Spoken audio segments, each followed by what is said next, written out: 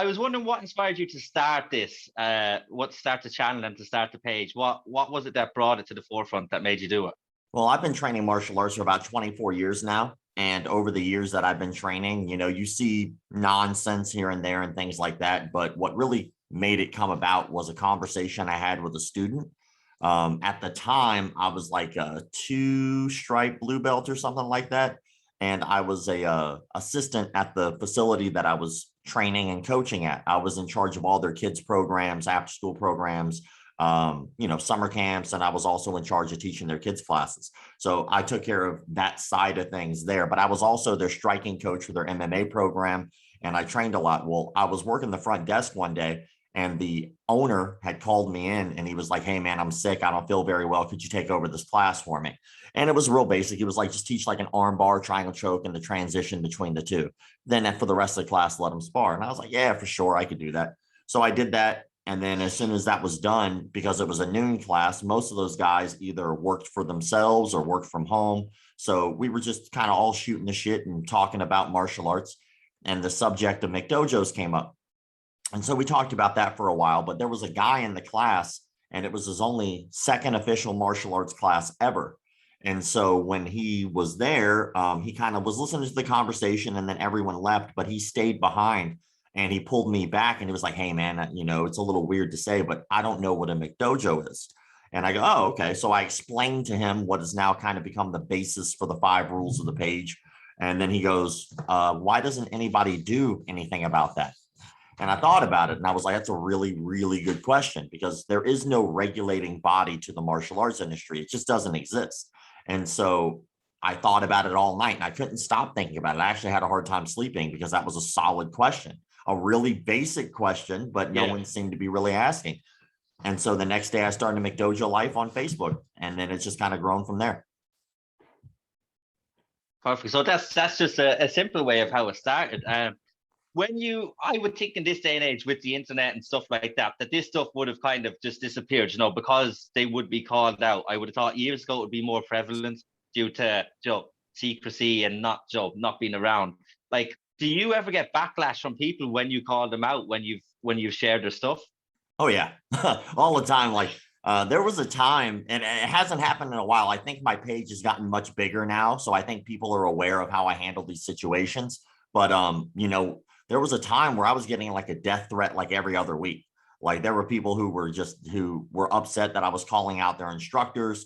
The instructors typically aren't the ones that have the issue. The instructors usually are more quiet, but I have like guys like Edon Albonik, who teaches something called Kala. He actually shot a student. He literally shot a student doing disarms with live firearms. And his students and he still does this, by the way. There is documentation of him doing this even after he shot a student, still doing disarms with live firearms. So he didn't learn his lesson.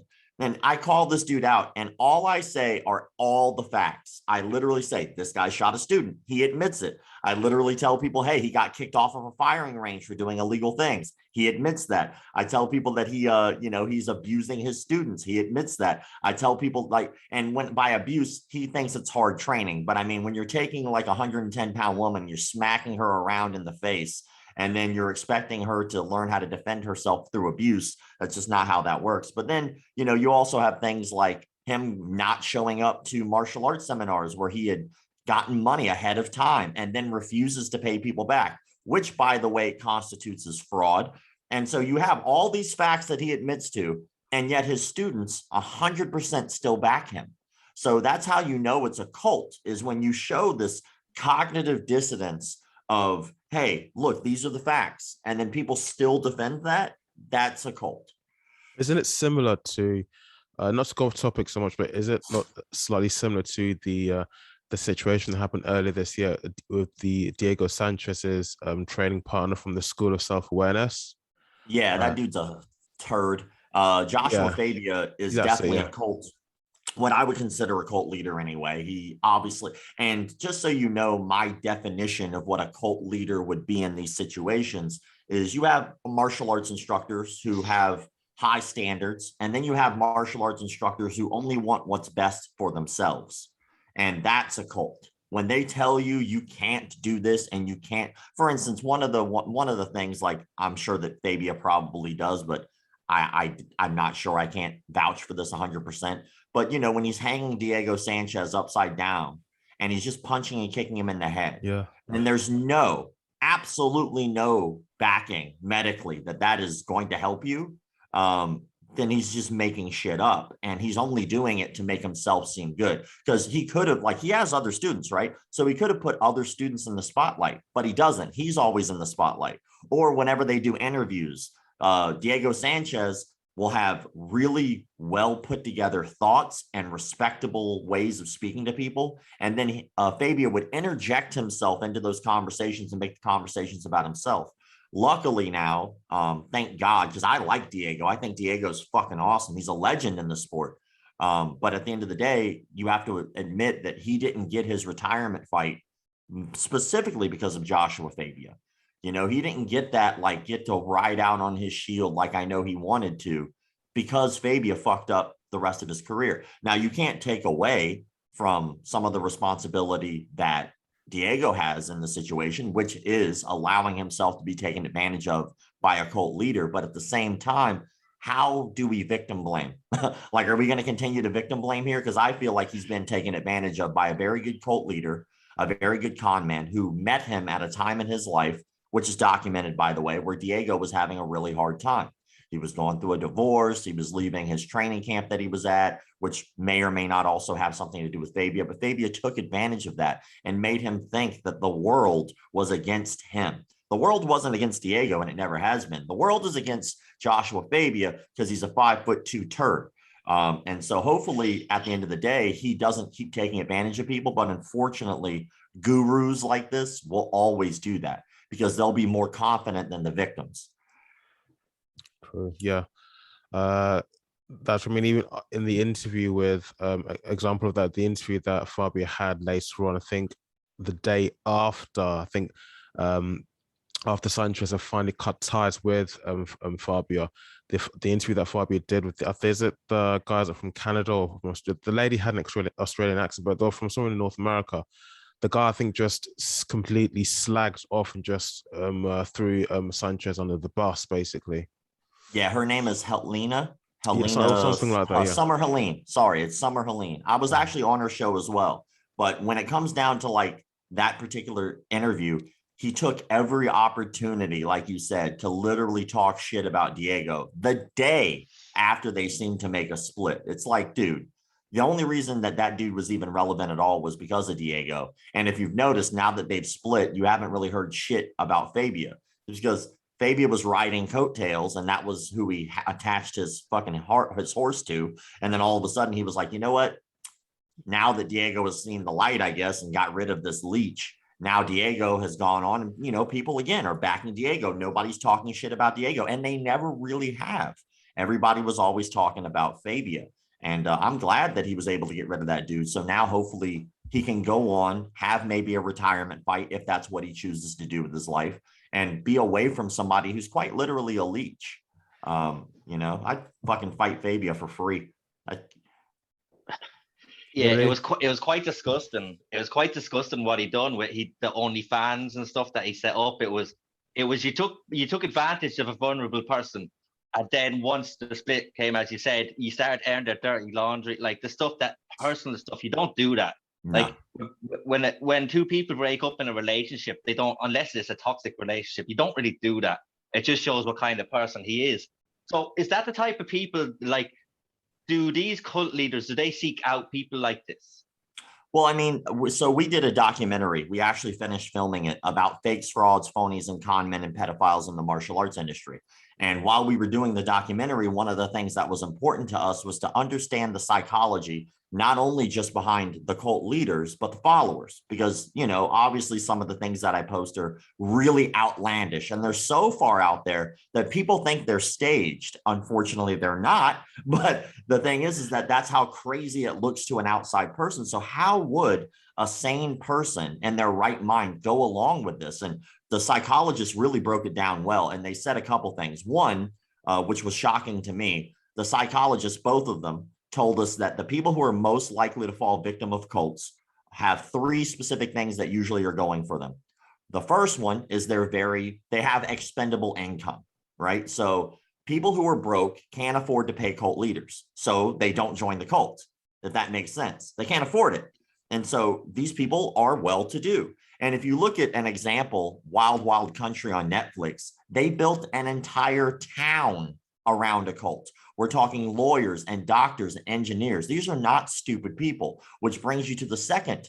The second is most people who fall victim of cults are actually highly educated.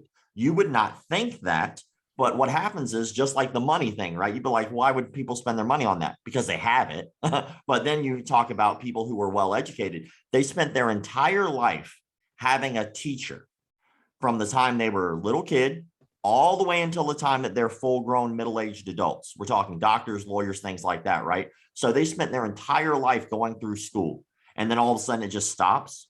That would be very difficult for any of us to do if we had something that we had a passion for. And some people have a true passion for learning and developing themselves. And so what happens is after they get those degrees and after they're done with school, they start working on themselves. They start going to self-help seminars. They start going to business seminars. They start going to gurus to try to develop themselves. And so sometimes you have these gurus that come along in the right moment in your life, and they're looking for people who are vulnerable. We could all, this is a fact, any of us, any one of us could fall victim of a cult. Any of us. It just depends on the right time and the right moment in your life and the right person to come along and fill in that hole that you desperately need filled in that moment.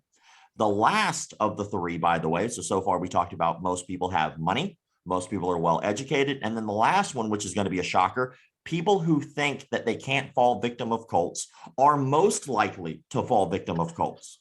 And I'll explain that as well. And how it was explained to me was the people who think that they can't fall victim of cults are actually wide open because they think they're smarter than other people who spend their entire life taking advantage of people.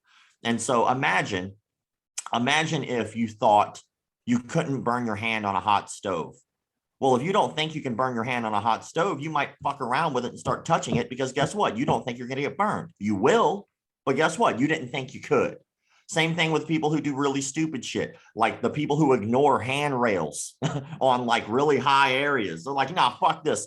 I'm going to stand on the other side because there's no way I'm going to fall to my death. And then they fucking do. You know why? Because they didn't think they could. So they're more likely to test those waters because they think that they're above it. The fact is that most people who fall victims of cults are not stupid people. They're not poor. They're just ignorant. They're ignorant to the fact that someone could be smarter than them to take advantage of them. And so when you look at cults and you look at these victims, and that's what I consider them are victims, it's not that they're stupid people. It's not that they're dumb. These are usually intelligent people. They just happen to have somebody coming along in their life at the right moment of vulnerability to give them and say all the things they need to hear and say at that moment. And then it becomes very easy for them to get washed away and become victims of cults. And then the real tragedy is that how most cults operate is you have a hierarchy. You have the guy in charge, you have the generals underneath him, and then you have all the rest.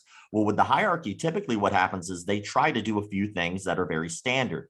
Isolate you from everyone else in your life, right? Which is very common. But next thing you know, like for instance, in martial arts, for instance, you might start a martial arts class. And then next thing you know, they go, hey, would you like to come assist for our kids' classes? Well, now rather than being there for an hour, hour and a half for your own class, now you're there for an extra 3, maybe even 4 hours. And then next thing you know, they're like, hey, we have this thing going on this weekend. You should come. Hey, this is Steve. You should be introduced to Steve. Now this is your friends.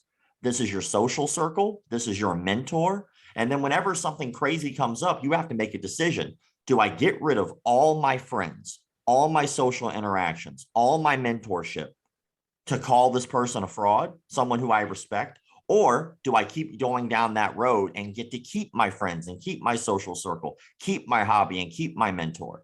So it's not as easy as people think. It's very difficult once someone gets into a cult to get out of it. I hear everything you're saying, but I'm just thinking about myself and my past life, past experiences. And I think I'd be wise to any tricks that someone tries to use to. Oh.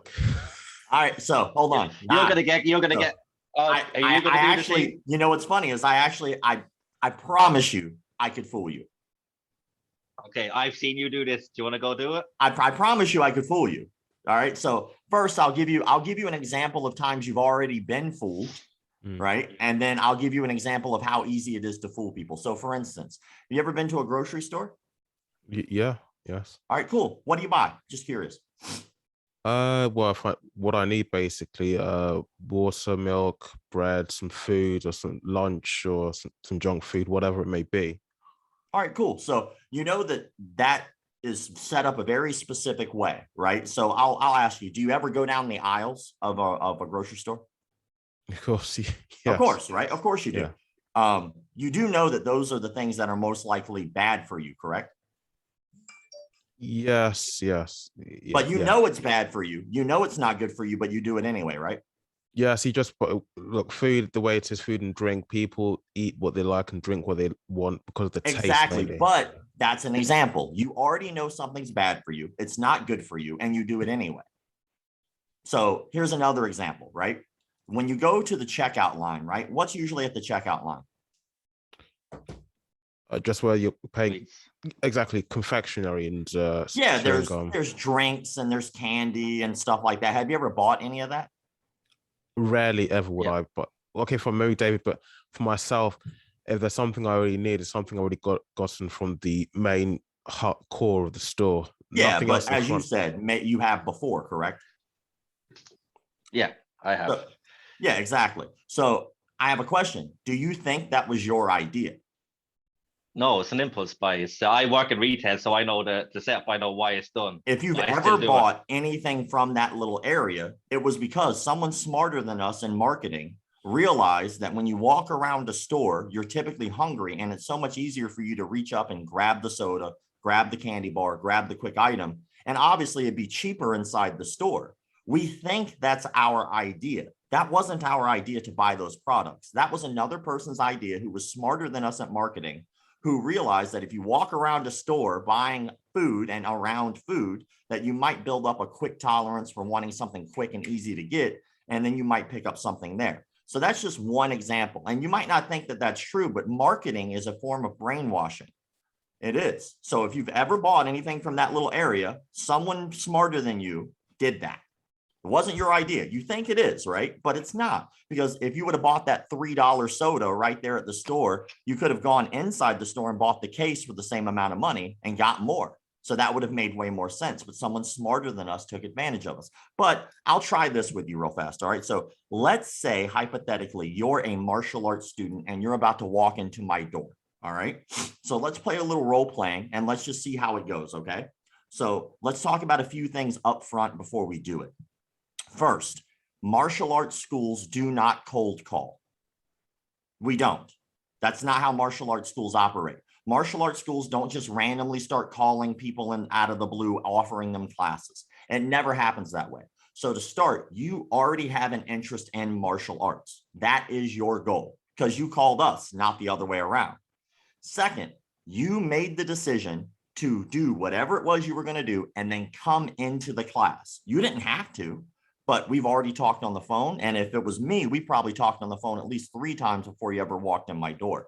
But what I want to do is I just want to do a few things real fast. And I want you to come in as if you were a part of my school. This is your first class. Would you be willing to do that? Ike, do you want to do it or do you want me to do it? Okay, let me. All right, cool. Okay, we'll see can he get you.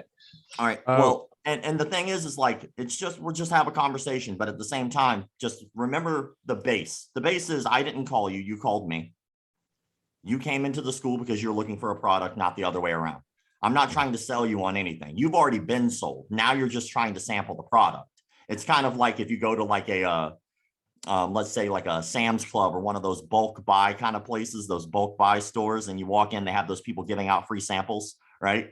The selling is you walking up, picking up that free sample. Once you picked it up, you're trying it and now you're eating it. Now, whether or not you buy it or not will all depend on the value of the product to you. But someone convinced you to pick that up. Someone was like, yo, here this is. And even if they just set up the store and set up the kiosk and said, here's free samples. If you walked up, if they didn't set up that store, you wouldn't be picking that food up.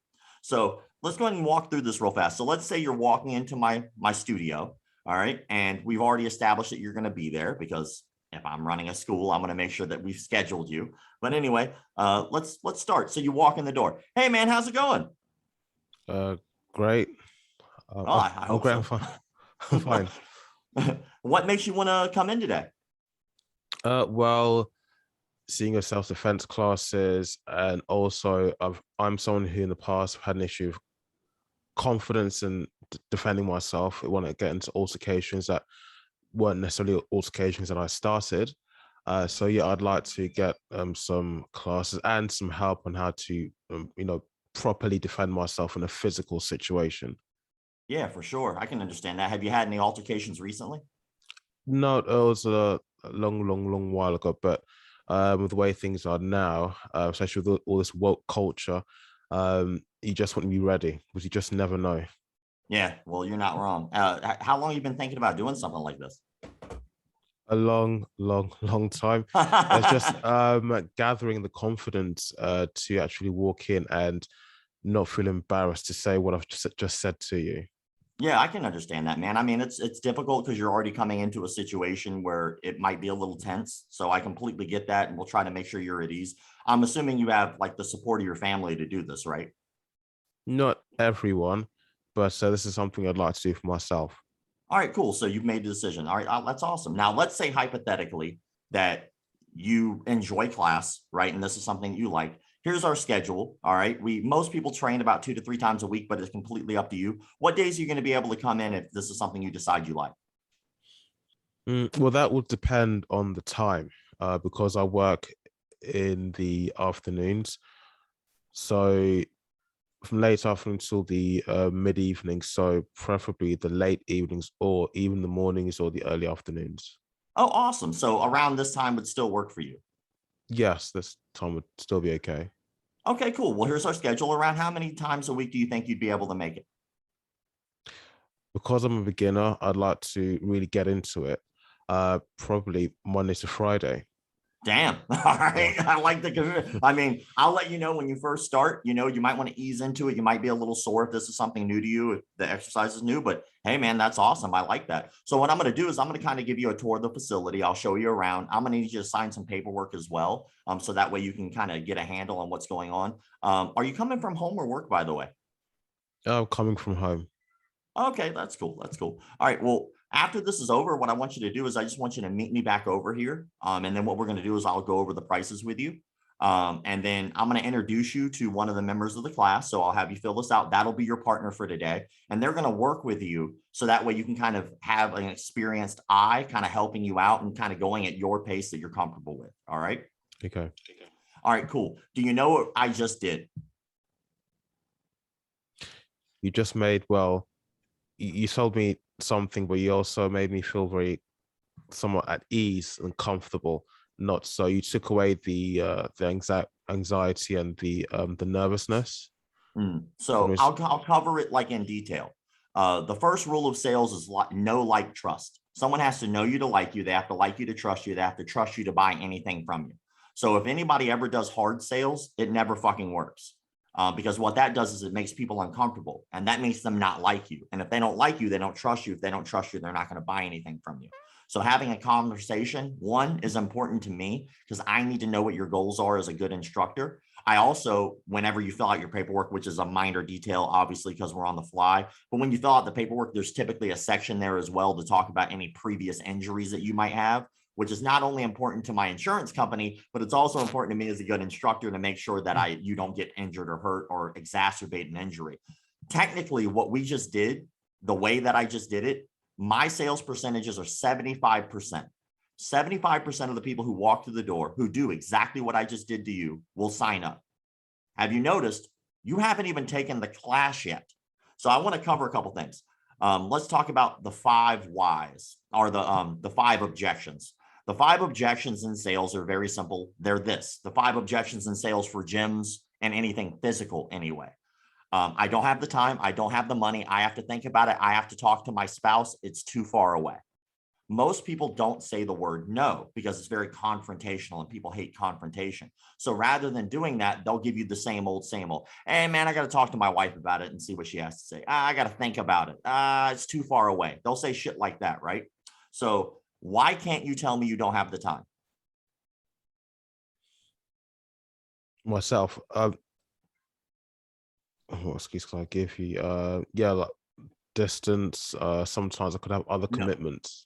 Well, you can't tell me, you personally now, when I go to sell you, you cannot tell me you don't have time because you already told me you'd be available during the class times Monday through Friday. So you can no longer use that as an excuse. And it was very casual. Yeah. The next thing, why can't you tell me it's too far away?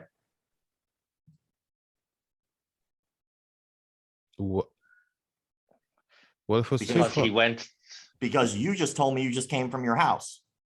Yeah, and it doesn't make conversation. It doesn't make sense to be around the other side of town, wherever you may be, and just sign up for a class, something like this. People still do it all the time. That's why you got to get rid of that objection, because that could be one more excuse you can make, right? Yeah. You can say, it's a little far away. You know, I was able to make it this one time, but you know, I don't know if I could commit to coming here all the time. Do you have something closer to my house? People say that shit all the time. That's why it's one of the 5 objections. Why can't you tell me you have to think about it? Well, this one I must know. Because you told me you've been thinking about it for a very long time. Yes. Yeah. Why can't you tell me you have to ask your spouse? Well, because I've been thinking about this for a long time, and obviously, if it's something that's been masquerading in my mind for all of that time, clearly I must have had this conversation with someone who's intimately close to me. Exactly. But you also already told me verbatim that you're not doing this for anyone else. You're doing it for yourself. So you don't need to ask permission. Now, the last thing is money. It's always the last thing, right? How do I get rid of the money? Well, first of all, we would have had to set this up before and after and during.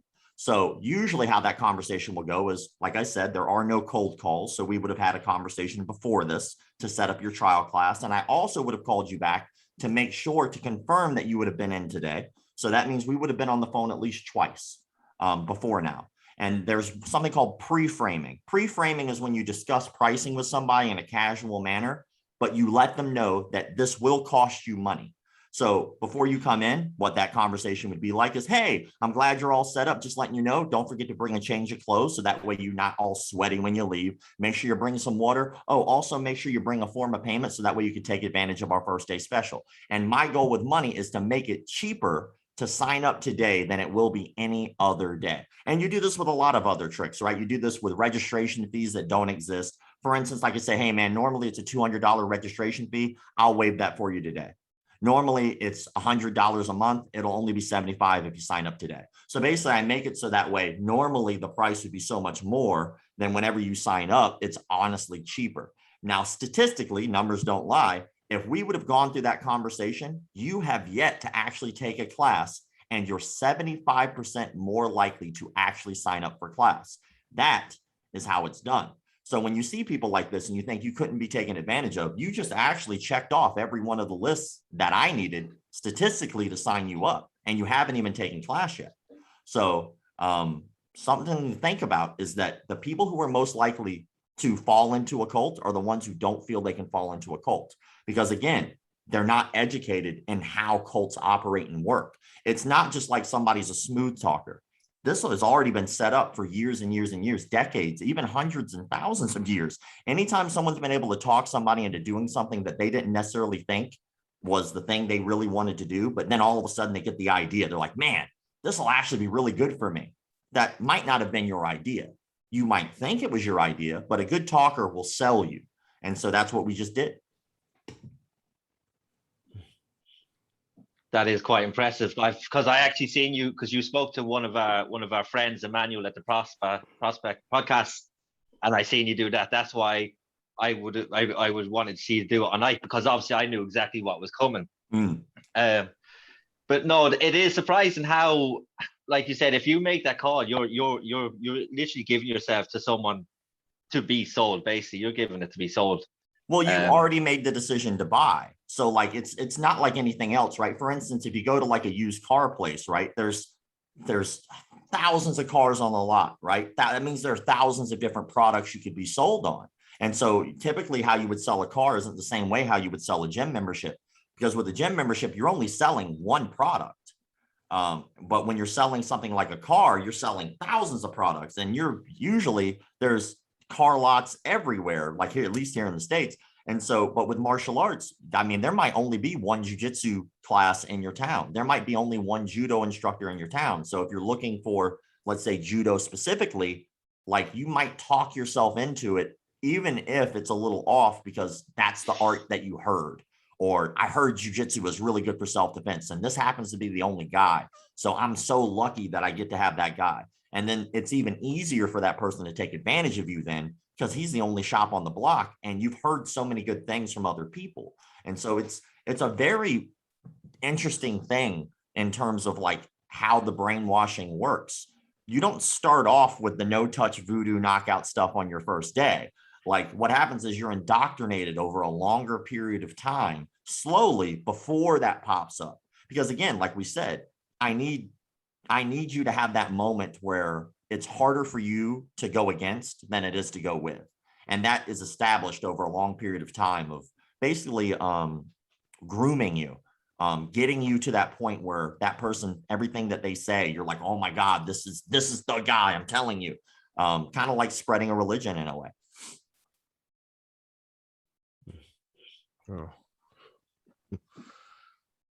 You seem to know this sort of mentality, this cult thing of how to get people on board inside out.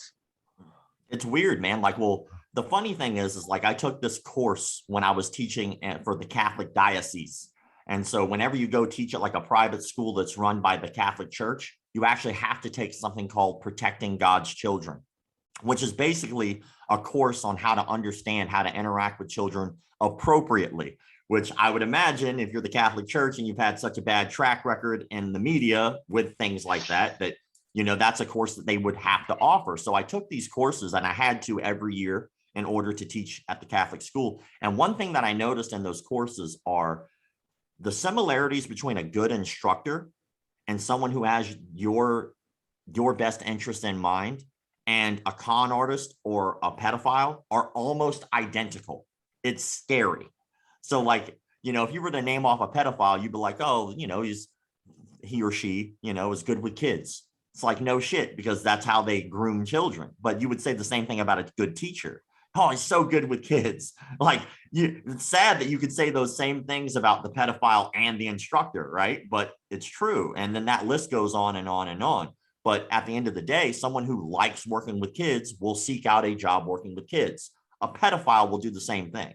And so it's really scary how this works. And I've been doing martial arts business consulting now for about 9 years or so. And one thing that I can tell you is all the tricks that I just did to you, you could do with good intent. Like if I see somebody, for instance, let's say you came in and you're overweight, and you came in and your doctor told you, hey, if you don't lose 50 pounds, you can't get this gastric bypass surgery. And so, but you've spent your entire life at that point ignoring everything you should be doing. You haven't been eating correctly, you haven't been exercising, or you have some kind of serious medical issue that needs to be addressed, right? So, but most of the time, it's because of that lack of real true self-control. And so by the time you get to the gym as a good instructor, I have to get around possibly 20, 30 years of your own mentality saying, I should eat this, I should not exercise, I should sit on the couch, I should watch TV. And I have to do that in a matter of an hour. But you've been, conditioned yourself for decades to be this type of person who doesn't take care of themselves. So a good coach sometimes has to do that so I can help you lose that weight so you don't fucking die. And if you watch any of these exercise shows, you'll notice most of those coaches don't fuck around. They're like, this is what we're doing now. This is how we're going to do it. I'm not asking you, I'm telling you, because that's a good coach, especially when it comes to your health and you not dying. If it was just a regular person who's working out, you don't need to be as forceful. That person's already doing their thing. But if somebody has spent decades eating themselves to death, as a coach, you have to get around that. You have to get in their fucking head and convince them to change their entire life around so they don't die. And so people think that the coaching only happens on the mat. It doesn't. The coaching happens off the mat as well. And the good coach can usually get you to sign up because they really have your best interest in mind. They really do want you to get healthy. They really do want you to be good. They really do want you to represent their school in the best way possible. But a con artist can do the same thing. The only difference is their intent. One person is looking out for you. The other is just looking out for themselves. So what you were saying about the, and yes, you sold me a very good products there, and how you can apply that to when you're trying to help someone lose a large amount of unhealthy weight. I mean, not only that, but like in your day-to-day, I mean, I think that what happens is when we look at the content that I'm putting out, people automatically think martial arts because obviously it's martial arts, right? If you look at it and think in a different way, it becomes much more easy to understand. Think of it like a cult. Don't think of it like martial arts. They're just a cult that happen to be wearing martial arts uniforms. And then it becomes much easier to understand how people fall victim. You know, I think that it's probably one of the easier ways to create a cult, to be honest, just from what I've seen. Because when someone walks into, let's say, a mechanic shop and you're trying to get your car fixed, you don't put your mechanic on some kind of a pedestal, you know, like you don't put them as like a holier than thou figure. It's just a mechanic. Same thing with your barber. You guys, just a barber. Same thing with pretty much any other job except for martial arts, which is strange. When you walk into a martial arts studio, the very first thing you do is you think honor, integrity, respect, self-defense, and you automatically are giving this person control of you in some sort of way because you have to. Because in order for you to be a good student, you have to assume that the person you're learning from knows more than you.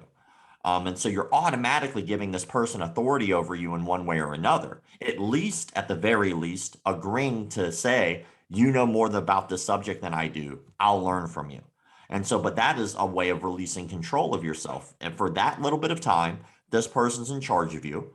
And if they say some things that might be a little off, but you still assume that they have your best interest in mind, you might be able to shrug off little things here and there for the greater good of what you think is going to help you. It's very, very strange, but it's true. We assume because someone has a black belt that they have all of these virtuous characteristics when they're just people. They're just people. They fuck up, they make mistakes, just like anybody else. And what happens with the cult leader is the cult leader will prey on those things.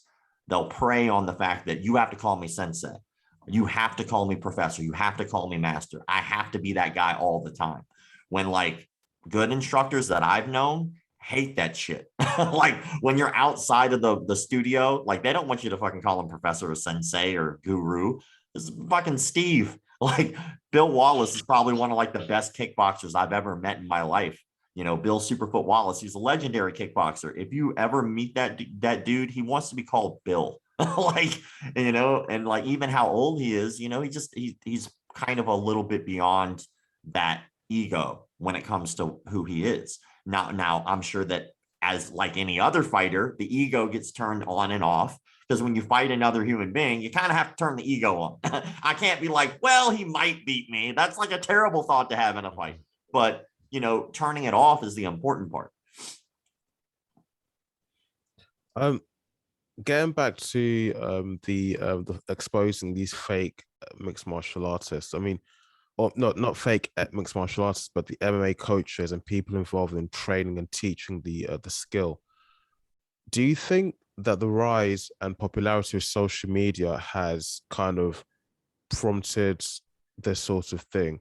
Because I'm thinking if there wasn't the ease of putting out this sort of stuff onto the internet, into the public domain for all to see, I mean, even outside of television, do you think we would have even seen anything like this? Because for me, I couldn't teach something that I don't know. And, if I don't know this, I'm not going to pretend that I know it. I'm going to admit to you that I don't know it, because if it's later found out that actually I've lied to you, I think that's going to be far worse and make you look, far more, it'll be a lot, just won't make you look good at all.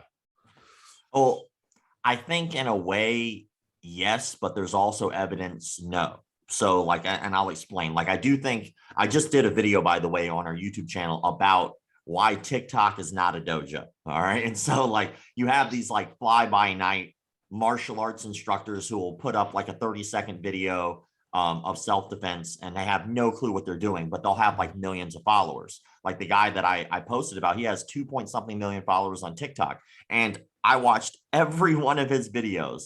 And I got to tell you, 90% of it is just made up. He seemed to have watched a video online and tried to recreate it and recreated it poorly. He didn't do a rear naked choke properly, which is really hard to fuck up. Like you can watch MMA and see how to do a rear naked choke. It's not that hard, but he messed that up. You know, he's messing up Americanas, Kimuras. He just looks at it and seems to just regurgitate it online without knowing what he's doing. And he gets millions of views. So in that sense are, you know, other things like 5-minute crafts. 5-minute crafts has tons of money. They could hire a legitimate martial arts instructor, but they seem to get like Susan from accounting to get on there and like teach this random garbage, like these things that would clearly not work. And so in that sense, yes, I think that helps perpetuate bullshit, because again, if you're following something, there's a little bit of trust there. And so you would assume that they brought in experts to help teach these things, because people who watch 5-minute crafts are there and hope that these things are going to be useful. And they would assume that 5-minute crafts wouldn't just put out nonsense, when unfortunately they do. But even bigger corporations like Tech Insider, they have a subsidiary called Business Insider. I'm sorry, Business Insider has a subsidiary called Tech Insider, and they hired this lady who like had no idea what she was doing. We did a video about that as well. And it's like, you could have afforded the real thing, but you chose not to. I don't get it. But yes, in that sense, I do think that you're correct. I do think the internet helps perpetuate bullshit. But the evidence on the other side is that bullshit would be perpetuated anyway, but in a more terrifying fashion. If you look at places like Indonesia. So Indonesia, which doesn't have like computers on every block, you know, it is a very impoverished country. And when you look at what's going on in Indonesia, they have something called Tenaga Dalam. And Tenaga Dalam translated means inner power. And it's a little bit of religion and a little bit of martial arts kind of mixed in there. But I've seen like an 8-year-old slit his throat and kill himself because he believed that he couldn't die because of this Tenaga Dalam that these people are selling, which is a lie, obviously. But they sold the lie so well that this 8-year-old child thought that they couldn't be killed because of the sword across his neck. He didn't realize it was a magic trick, a parlor trick, and actually killed himself. Or a video of a crowd of hundreds of people watching a martial arts demonstration where teenage kids were lying down on their stomach, all side by side. Then when the camera pans out, you can see like a ramp that would typically be used for a car. Then when it zooms out even more, you see a truck. And then the truck goes up on the ramp and it lands on the first kid and kills him, rolls over the second kid. Then it stalls out and the guy's having a hard time getting the car started again. And then the third kid backs out because he was smart, but then it runs over the other kids. Now, I'm assuming the other kids didn't get hurt because of the momentum, which I'm assuming was the goal of proving this Tenaga Dalam, but the first child died. Hundreds of people watched this, thought that this kid would survive because of this inner power that was spread, but it wasn't spread through the internet like we would assume. It's spread word of mouth and culture. They've also believed that they can't be burned by acid, which is also a parlor trick. They also believe that they can jump from tall buildings, which is something you can look up online, which is a martial arts test where you have to jump off this tall building and basically not get hurt because of your inner power, and then you'll get belt promoted. Throwing giant boulders at children, which is another thing that you can find that we've posted. All of those things fall under this Tenaga Dalam bullshit, which is going to get people hurt and or killed, which I personally have seen. And so when you look at stuff like that, you would assume, like, how does this spread? Well, it spreads very much like a religion. You know, these people are going from town to town and they're taking advantage of these impoverished people saying, hey, you might not have anything, but I can give you this power. I can give you this special ability. And that's only spread through word of mouth and seeing people in person, and these people doing these parlor tricks. But these other people who were just ignorant to the fact that that's not a real thing get taken advantage of and or die. It's a scary thing. David? Yeah. No. Everything. Yeah, no, that is quite scary, and it's crazy to believe that. I would have thought the opposite of Ike, that in today's day and age that people would be able to call out bullshit more, because you would have heard the stories before. I think Joe Rogan talked about one. What was the guy's name? Raphael Torrey. Yeah, and he's in jail now for murder, isn't he? he was a student of Eddie Bravo, and it was all very mystique. And he went to a forest to do a kumbate or something. I'd heard the sort. See, those were the stories that you thought you would have heard, mythical kind of stories. But the fact that it's still going on today and that they are plastered on the internet, actually, it just boggles my mind. Because I watch some of your videos, and I'm like, there's one you have. There's a guy, and I think he's in the security or cop uniform. He does be on quite a lot, doesn't he, with the gun techniques? Yeah, that's Dale Brown from Detroit Detroit Threat Management. Detroit Urban Survival Training is what DUST stands for. But the funniest thing about Dale Brown is he gets called out by professional tactical firearms instructors. I'm sponsored by a Navy SEAL run company. Like Killcliff, one of the companies that sponsors me, the top 3 guys in that company are Navy SEAls, and they call them out on shit. Tim Kennedy has called them out. Michael Bisping has called them out. Henner Gracie, one of the nicest dudes in martial arts ever, has laughed at this man. And when I'm seeing like he's got attention from these top quality martial artists who are telling him, you aren't doing this correctly, this is going to get people hurt. And rather than taking advantage of that, like any good martial artist would do, and going, you know what, since I have direct contact with some of the best in the world now, let me talk to them, bring them in for a seminar, and then I can learn how to do this better and put out better quality. But rather than that, he blocks all of them. I'm also blocked, by the way. And then he moves forward and he just doubles down on stupid. He did a video where a gun was pointing at his chest, almost right at his heart. And his video was how to disarm a gun after you've been shot. You know what's going to happen after you've been shot point blank in the chest? You're going to go, and bleed to death because you've been shot in the chest, stupid. Like, or he does these videos and he puts them out there. And rather than listening to what these critics are saying and taking a little bit of it to heart, he just ignores it. And what's really sad is now he also controls the narrative, by the way, by restricting all comments on his Instagram. So you cannot leave a comment on his Instagram. On his YouTube, he deletes all negative comments. Anyone who says anything negative about him, he does this thing where he'll block them.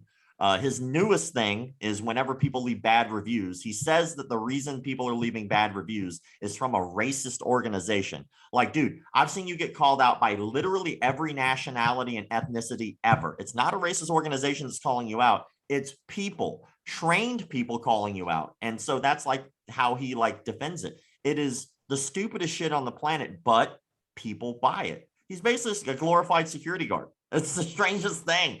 Like, if his actual job is, if you have a problem in Detroit, you call this company, they'll show up and wait for you until the police show up. That's what they do. That's it. That's it. Oh. They charge you $1 a minute. $1 a minute. Just wait. Just to wait until the police get. Oh God. That is all they do, because they're not police officers. It's a security company. It's an outsourced security company that will literally do nothing. They wait there for you. And there's a lot of contradicting information as well, which is really funny. He kept repeating that none of his people had ever been hurt.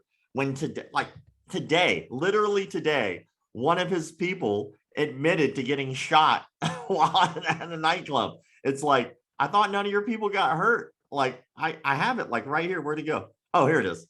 The dude, literally 4 hours ago, this guy, Dale Brown, admits none of my people have ever been seriously injured. Check out what this guy said.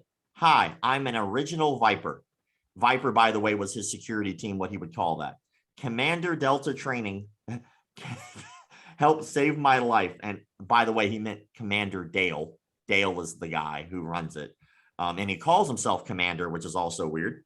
Helped save my life. I have a bullet hole, would have hit my chest if I did not react. Instead, the bullet hit my side, and I still took out my assailant, who was trying to kill me in a Detroit nightclub. Yes, I'm an original tactical advanced Viper. Threat management teaching helped save my life. I'm living proof. Meanwhile, Dale Brown says none of his people have ever been seriously injured. It's bullshit. You got a guy telling me right now he got shot. Don't you think? Maybe. Just tossing it out there that if that training helped you, that good training might help you more. Maybe not put you in this situation. Oh, that's crazy. There was one thing I was interested about, because I'd seen, there was a couple of things, but I don't know if we'll have the time. the hard training, where you say it doesn't go from abuse to, or is it hard training? There was one video I watched. It was quite disturbing actually, where this guy had a kid and they were in the gis, and he was literally slamming him with one arm onto the ground. Do these people ever face any lawful implications for any of their actions, or is it just seen as this is training, or does someone not view it as abuse? It depends. So like, I know the video you're talking about, which if I'm not exactly sure where, but someone told me that it was like from the Congo or something like that. But it was like, you know, kind of like outdoor training environment where a grown man slammed a kid. I remember that. There was an incident that happened only a few months ago in Japan, where an instructor had thrown a child down so many times that child went into a coma. The child had multiple times during the class, by the way, his uncle was watching the whole thing, but multiple times during that class, the child let the instructor know, I'm sick, I don't feel very well. The child vomited. The child said he had a headache, which are all signs of a concussion. Anyone who's ever done combat sports knows what that's like. And whenever you have an adult ignoring that, that's negligence. And then, of course, what happens months later is after that child was in a coma for months, he eventually did pass away, which is extremely sad. But that was completely unavoidable. The other thing that was an atrocity there was it was only the child's second class. Like if you're doing judo, for instance, your goal should be learning how to break, fall, and fall properly for a while before you start getting tossed that much. If you're not falling properly, of course, these things are going to happen. You know, like that's the instructor's fault. And I do believe that the parents are taking legal action against the instructor. But at the same time, does legal action happen? Yeah, but it's a shame when these things are kind of ignored, mostly because there's no regulating body to the martial arts industry. You have, for instance, a guy like David Arnbeck. I'm roasting everybody today. You have a guy like David Arnbeck, right? David Arnbeck molested a 15-year-old girl in his home. In his house, his own house, he molested a child, a 15-year-old girl who was staying the night for a sleepover with his daughter. He molested that girl. That girl went and told, obviously. He winds up going to jail and he takes a plea deal.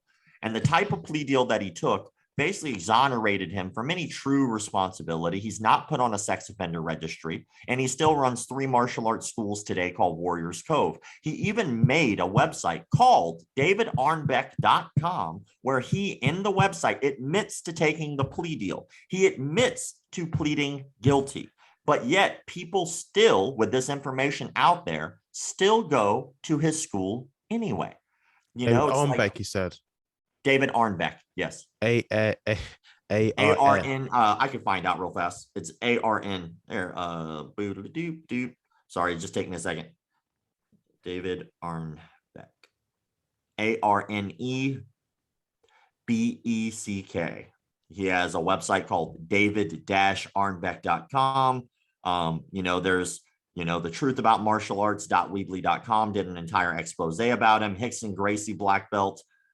You know, he was a Rickson Gracie black belt. Rickson Gracie has now disowned him from the organization, but yet he still has photos of him and Rickson up on his website.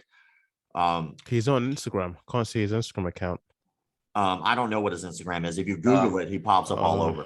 Yeah, but that's crazy that he still has these schools. And does the sexual abuse happen much within these cults?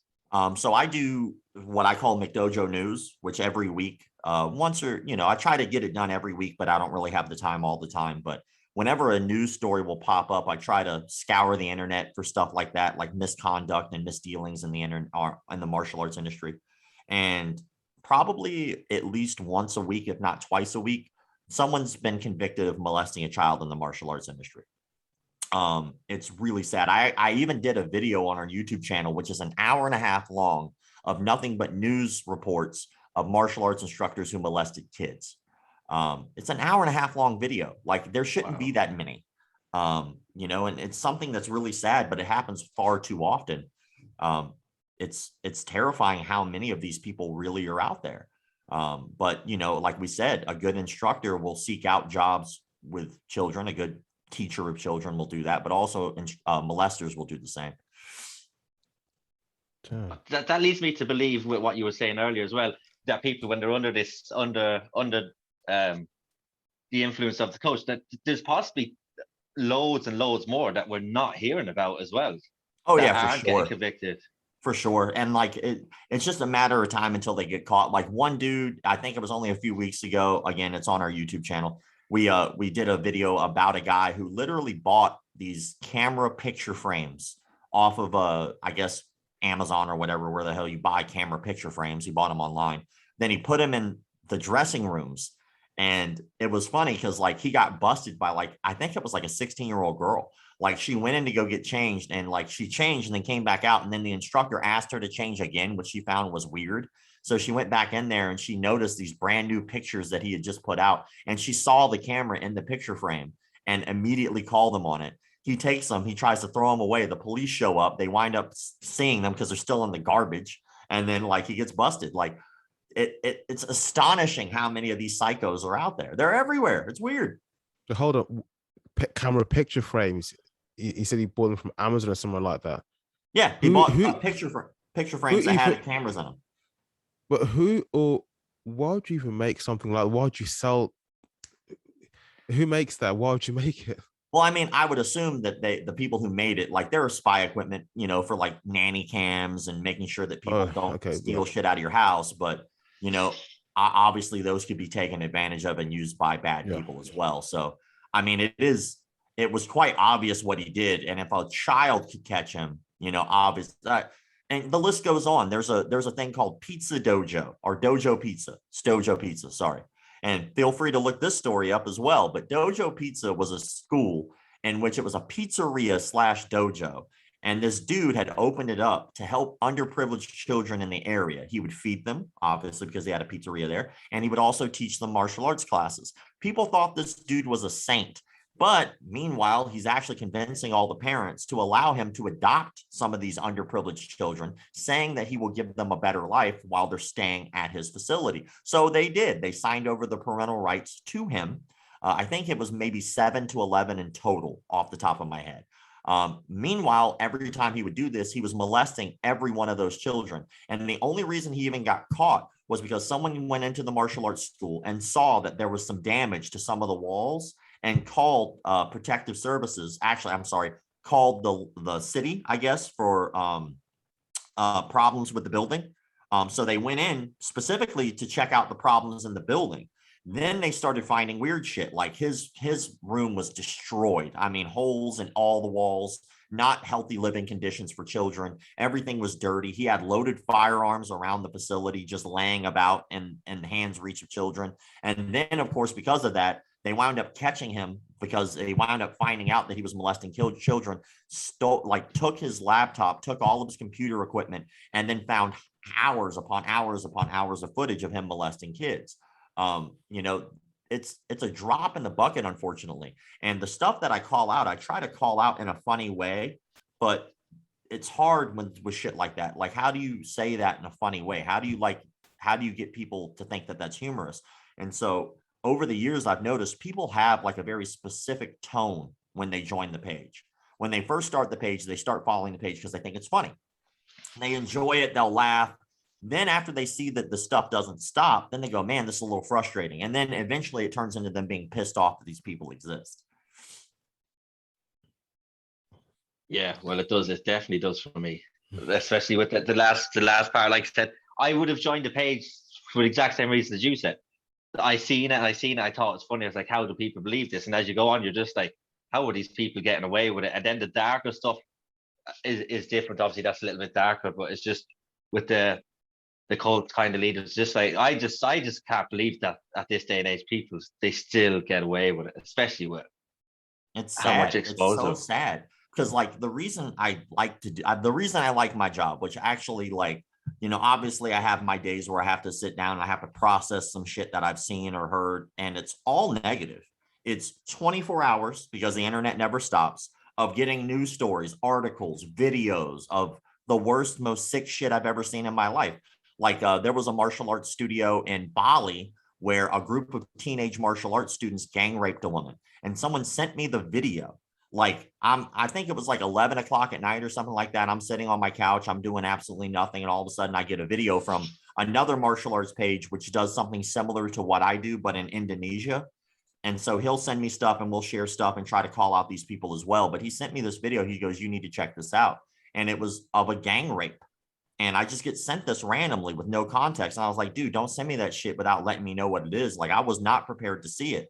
And I mean, you know, I put that out there and I start calling this out. And then all of a sudden the mom of the son contacts me and she's like, my boy would never do anything like that. I was like, I saw the video. They were putting kitchen utensils inside this woman. It was some of the sickest shit I've ever seen in my fucking life. And it was real. They're laughing while they raped this fucking woman. And it's like, you think that your boy is good? Like, let's just be fucking honest here. And then come to find out over there, it's extremely corrupt. But as I start sharing this information around and people start calling this kid out, I get contacted by someone else who was just simply in a picture with him. Another person who was at the martial arts school who just happened to be in a photo, and she's being harassed by the masses because she was in a picture one time with this kid. And that's not the point of the page. I don't want people unnecessarily harassed. But then on top of that, someone confronted this kid outside some kind of an ice cream parlor at a bench where he admits not once, but twice to it being rape and non-consensual, that she was passed out. He admits it twice in that conversation. Meanwhile, I find out that the parents had gone to the police and actually took him to the police as well. And you think, oh, that's awesome. And come to find out it's so fucking corrupt over there. And the mom was so rich, they just paid the police off.